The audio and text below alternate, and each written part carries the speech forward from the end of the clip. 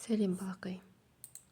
Бүгін біздер математика пәнінен 65-ші сабақ қосу және азайту өзара кері амалдар деген тақырыпқа берілген есептерді шығарамыз.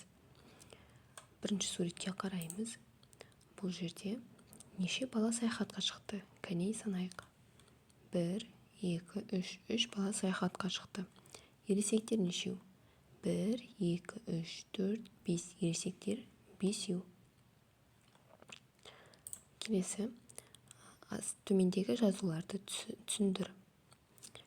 5 қосу 3 тең 8. Бұл қосу амалы. 8 азайту 3 тең 5. Бұл азайту амалы. Бұл жерде бірінші қосылғыш, екінші қосылғыш, үшінші қосындының мәні. Бұл қосудың компоненттері. Келесі, азайғыш, азайтқыш және айырманың мәні. Бұл азайтудың компоненттері. Келесі түсіндір. 5 қосылған 3 тең 8-ге. Одан кейін 8 азайту 3 тең 5-ге. Бұл жердегі қосу мен азайту бір-біріне кері амалдар. Біздер қосуды азайту арқылы тексере аламыз, азайтуды қосу арқылы тексере аламыз. Астында өзіміз шығаруға мысал берген. 3 қосылған 5 тең 8-ге.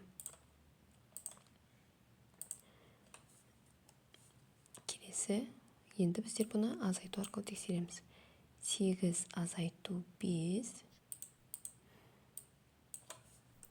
тең 3-ге. Астында ереже берілген, есіңде сақта. Қосу және азайту өзара кері амалдар. Екінші есеп. Бос орындарға тиісті сандарды ата. Сандардың өзара қалай байланысқанын түсіндір. 5 қосылған 2 тең 7-ге. Енді бұл жерде 2 қосу 5 тең 7. Біздер бұл жерде не себепті 2? Өйткені бұл жердегі қосылғыштардың орнын ауыстырамыз. Келесі, 5 қосылған 2 тең 7-ге болатын болса, 7 азайту 5 тең 2-ге. Біздер бұны азайту арқылы тексеріп отырмыз. Келесі, 7 болады бұл жерде. Азайтылған 2 тең 5-ге. Сол сияқты келесі мысал. 5 қосылған 4 тең 9-ға. 4 қосылған 5 тең болады 9-ға. Келесі азайту арқылы тексереміз. 9 азайту 5 тең 4-ге. 9 азайту 4 тең 5-ге. Келесі, үшінші тапсырма. Қосу мен азайтуға өзара байланысты мысалдар құрастыр. 90 азайтылған 10.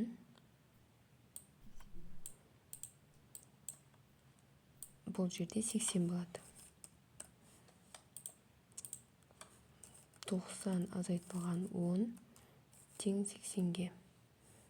Келесі қосуға мысал құрастыратын болсақ, 80 қосу 10. 80 қосу 10 тең 90. Немесе орындарына ауыстырып жазуға болады. 10 қосылған 80 тең 90-ға және 90 азайтылған 80 тең 10-ға. Қалған екі мысалда осылай орындалады. Төртінші есеп. Екі себетке бөліп салуға көмектес. Әрқайсысында 7 килограммнан болатындай орналастыр. 3 килограмм жуа, пияз, 1 килограмм алма, 2 килограмм сәбіз, 1 килограмм қияр, 1 килограмм орамжапырақ, 2 килограмм банан, 2 килограмм апельсин және 3 килограмм картоп. Бұл жерге 7 килограммдай болатын бөлеміз.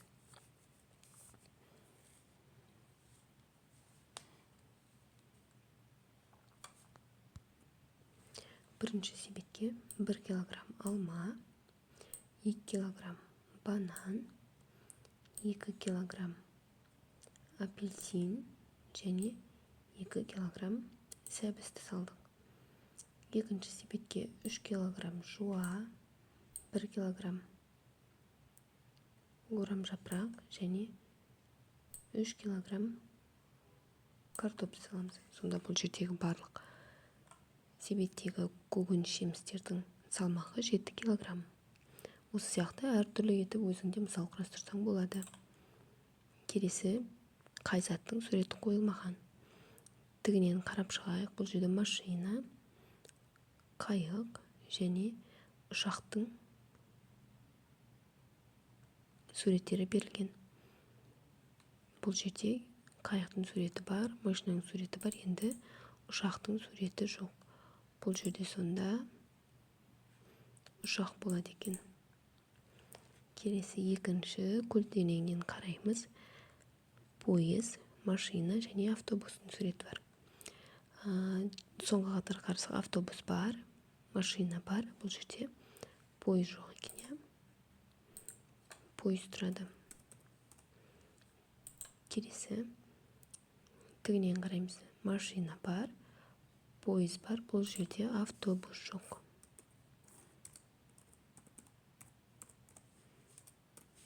Келесі бұл жерде пойыз, автобус бар, машина керек.